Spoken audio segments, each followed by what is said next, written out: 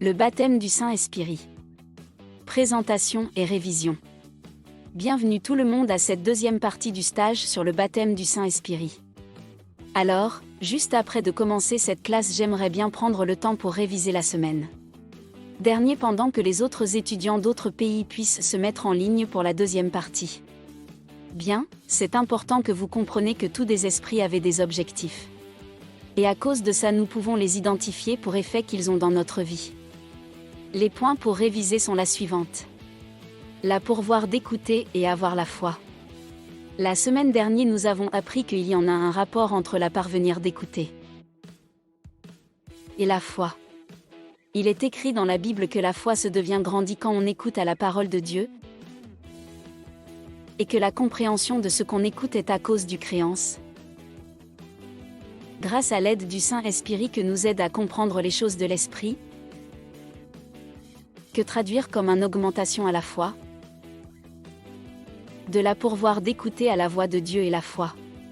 Alléluia. On a appris que nous pouvons choisir d'écouter à la parole de Dieu, de obéir ses instructions, et par conséquence les dons prophétiques même s'il a parvenir à s'entendre la volonté. Et la voix du Dieu puisse augmenter entre nous avec le Saint-Esprit. En revanche, c'est possible de faire la sourde oreille à la parole de Dieu. Et si nous le fassions, le résultat est un manque de compréhension. Aussi que la possibilité d'avoir un esprit de sourde.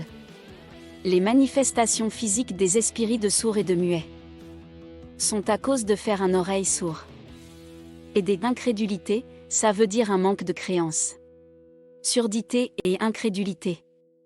L'effet du surdité est qu'on ne peut pas écouter. L'effet du incrédulité est qu'on ne peut pas actualiser la créance. L'effet de un manque du créance est de n'avoir pas assez de foi. Pour augmenter la foi, on doit écouter et méditer sur la parole de Dieu, ensuite la créance viendra que résulte en moins de incrédulité et une oreille écoutant fine envers la voix de Dieu. La pouvoir de recevoir le baptême du Saint-Esprit et ensuite les dons du Saint-Esprit. Le premier que vous devriez faire est de prendre attention de Dieu. Je vous ai expliqué du surdité et incrédulité parce qu'ils sont souvent les premiers obstacles. Il faut supprimer les blocages et surmonter les obstacles qui soient être présents en soi-même pour recevoir le Saint-Esprit. Juste comme on a touché au subject du incrédulité, surdité, la foi et ce qu'il produit chacun les unes à les autres. Je voudrais faire la prochaine point encore une fois. Ce n'est pas nécessaire d'avoir une condition médicale pour avoir un manque d'obédience envers Dieu. Juste comme existe l'incrédulité, même aussi existe un manque de créance. Un exemple, c'est un manque de créance que vous avez vraiment reçu une instruction de Dieu. En plus, plusieurs fois il y en a autant de gens qui essayaient de vous convaincre à faire sa volonté. Quelquefois l'incrédulité semble plus comme un manque d'importance attribué aux instructions de Dieu et moins comme un manque de connaissance. Maintenant que vous avez appris que l'esprit qui marche dans la vie peut être identifié par l'effet qui est produit, je vous enseigne des quelques autres que sont souvent trouvés. Esprit de sourd et muet. L'objectif de ces esprits du malin sont de empêcher quelqu'un à parler qui a la capacité de parler et pour empêcher quelqu'un à écouter, même s'ils avaient des oreilles que marchent bien. Il y a plusieurs des excuses, mais je vous donne par exemple, quelqu'un qui pensait qu'ils sont bêtes à avoir peur de parler, quelqu'un qui pensait qu'ils savent tout ou de tout compris ne va pas écouter à quelqu'un d'autre. De cette façon, vous pouvez comprendre pourquoi l'incrédulité et faire un oreille de sourde sont obstacles à écouter la voix de Dieu. Alléluia. Obstination, c'est un type de entêtement mais plus fort. C'est possible d'être étonné à apprendre qu'il y a des gens qui pensent qu'il a raison et la droite de faire tout ce qu'il veut, sans égard pour Dieu ou à la volonté de Dieu. En plus, c'est un esprit. L'esprit d'obstination veut l'empêcher quelqu'un à faire qu'il faut.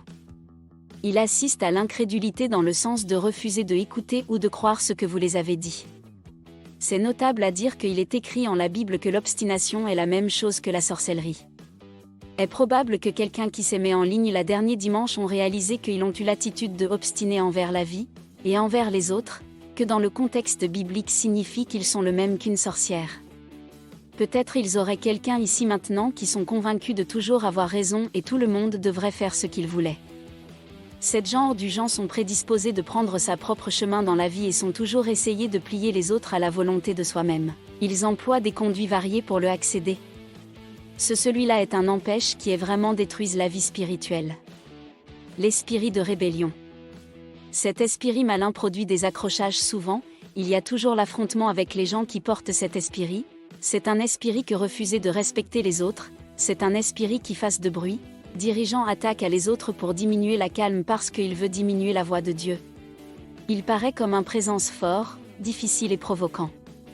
Je vous conseille d'éviter de se mettre en opposition avec quelqu'un qui démontre chacune de signes du sorcellerie parce qu'ils sont enracinés dans le supernatural et leur seul objectif est de faire tromper à les autres. Ce sont les spirits qui veulent se battre contre les fidèles, qui veulent agacer les neufs des saintes, ils essaient de contrôler et créer les gens à vivre du peur.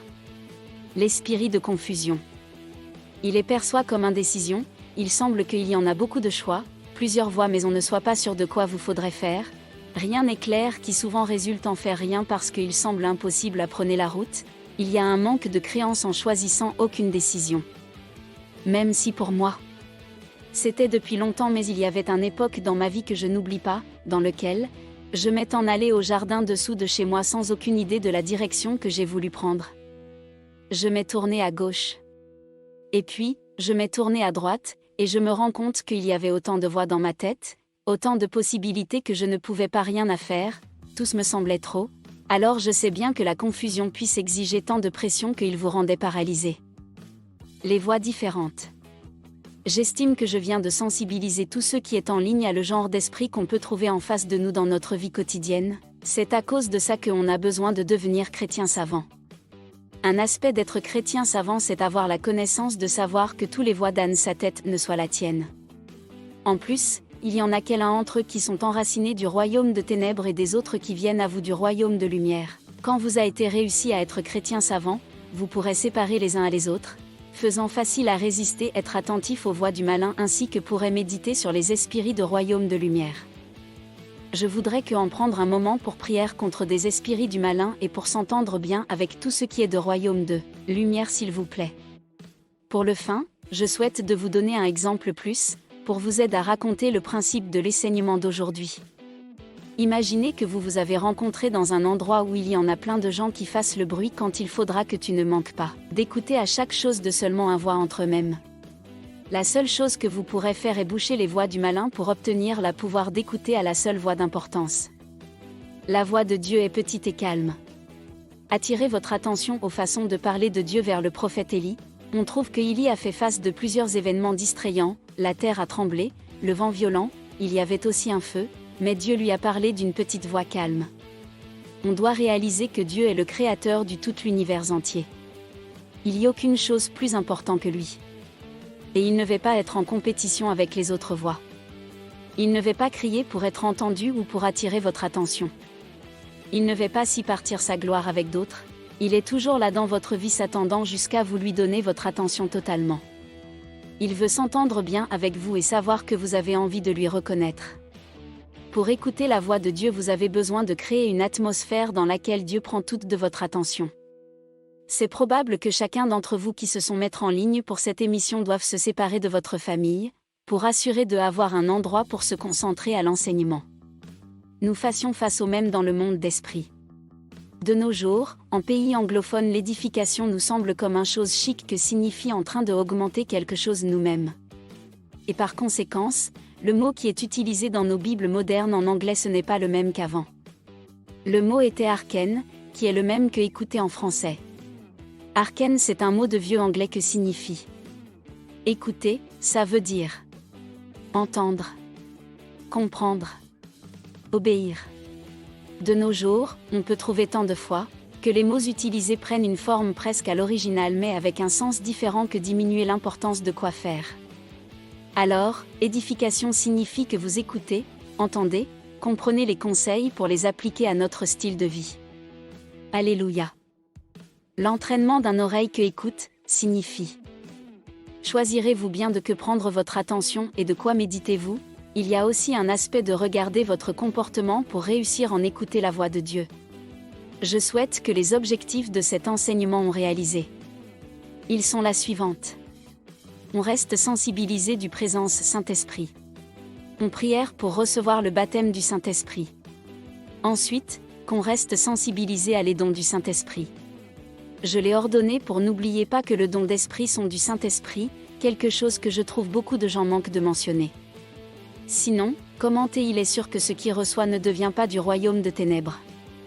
Il y a des gens qui demandaient accent grave du royaume de ténèbres ou d'esprit du malin pour les dons spirituels, alors c'est essentiel que demandez-vous au premier, de recevoir le baptême du Saint-Esprit, ensuite, pratiquez à reconnaître la voix de Saint-Esprit, puis, vous pouvez s'entendre mieux avec lui, le résultat est une augmentation de connaissance de Dieu et les dons sont suivre. Les objectifs sont de comprendre comment il faudra faire pour recevoir le baptême du Saint-Esprit, pour recevoir le don du Saint-Esprit, le façon de recevoir les dons du Saint-Esprit, comment créer une atmosphère dans laquelle les dons de Saint-Esprit puissent être effectués.